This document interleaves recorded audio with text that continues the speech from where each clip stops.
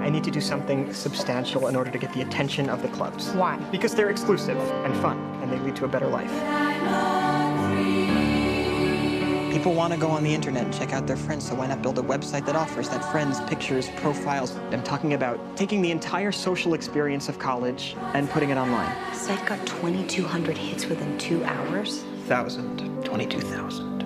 This idea is potentially worth millions of dollars. Millions? You stole our website. They're saying we stole the Facebook. I know what it says. So did we? $1 million isn't cool. You know what's cool? $1 billion. You're going to get left behind. It's moving faster than any of us ever imagined Get it left would. behind. Let's sue him in federal court. I can't wait to stand over your shoulder and watch you write us a check. If you guys were the inventors of Facebook, you'd have invented Facebook. Is there anything that you need to tell me? Your actions could have permanently destroyed everything I've been working on. We have been working on. Did you like being a joke? Do you want to go back to that? Mark!